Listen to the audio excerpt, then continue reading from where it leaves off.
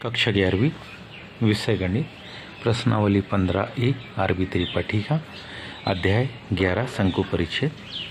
प्रश्न 9 उस वृत्त का समीकरण ज्ञात कीजिए जिसका केंद्र 3, 5 है तथा जो वृत्त x की घात 2 धन y की घात 2 धन 6x ऋण 10y धन 12 बराबरी से 0 के केंद्र से होकर गुजरता है। सबसे पहले दिए गए वृत्त के समीकरण से हम वृत्त का केंद्र ज्ञात करेंगे और जब केंद्र ज्ञात कर लेंगे तो हम जानते हैं कि इस केंद्र से, क्योंकि इस वृत्त के केंद्र से होकर ये गुजरता है, ये इसके केंद्र के निर्देशांक, तो पहले वृत्त का केंद्र ये है और इससे होकर गुजरता है, मतलब इस केंद्र से इस केंद्र की दूरी वृत्त की त्रिज्या के बराबर होगी।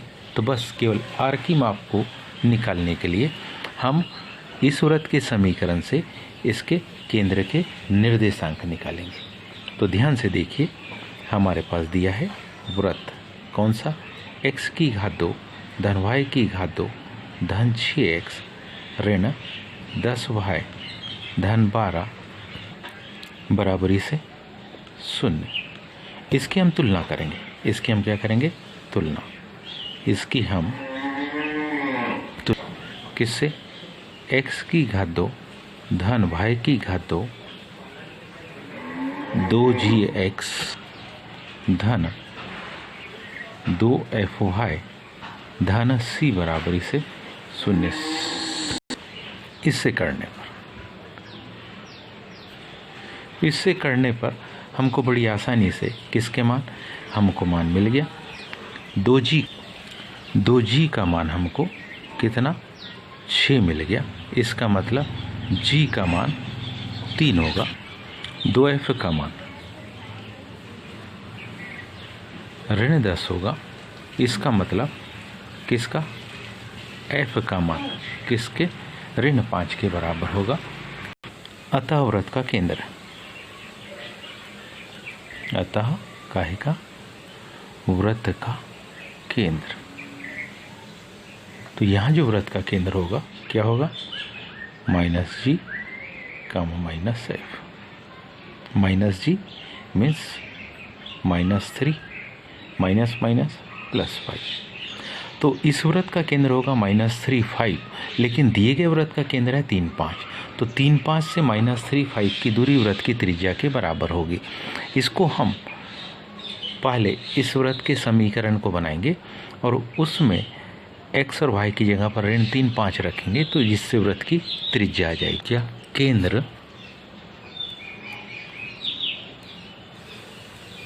3, 5 व त्रिज्या r वाले हम वृत्त का क्या निकाल रहे हैं, समीकरण। तो उसका समीकरण कुछ इस प्रकार से निकलेगा, x -3 whole square plus y -5 whole square equal to r square.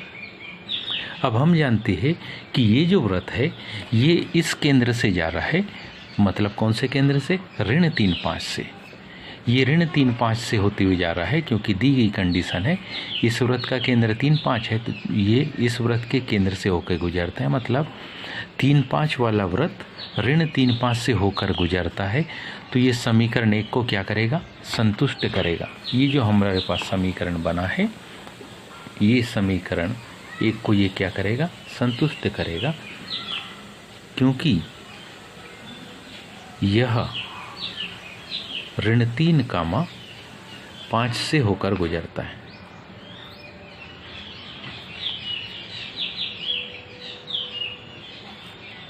इससे होकर जब ये गुजरता है तो ऐसी कंडीशन में समीकरण 1 में, कौन से, समीकरण 1 में x बराबरी से ऋण 3 व y बराबरी से क्या, 5 रखने पर इससे सीधे सीधे वृत्त की क्या आ जाएगी, त्रिज्या आ जाएगी। इससे सीधे सीधे वृत्त की त्रिज्या मिल जाएगी। तो मान देखिए, x की जगह पर कितना, ऋण 3 पूरे की घात 2 धन 5 ऋण 5 पूरे की घात 2 बराबरी से r की घात 2 ऋण 3 ऋण 6 का वर्ग 36 बराबरी से r की घात 2 इसलिए r बराबरी से 6 इकाई। ये वृत्त की क्या आ गई? त्रिज्या आ गई। अतः क्या? अभीष्ट वृत्त का समीकरण, अभीष्ट यानी दिए गए वृत्त का क्या अब हम समीकरण निकाल सकते हैं। तो वो होगा x ऋण 3 पूरे की घात 2 धन y ऋण 5 पूरे की घात 2 बराबरी से 6 का वर्ग। x ऋण 3 का वर्ग क्या होगा? X square minus 6x plus 9 y square minus 10y धन 25 दाहिनी ओर से 6 6 36 इधर आ जाएगा तो ऋण 36। अब हम x की घात 2 धन y की घात 2 ऋण 6x ऋण 10y 25 9 को जोड़ेंगे 34 36 में से घटाएंगे तो ऋण 2 बराबरी से 0। उम्मीद है आप सभी के समझ में आया होगा। आज के लिए इतना ही, शेष का धन्यवाद।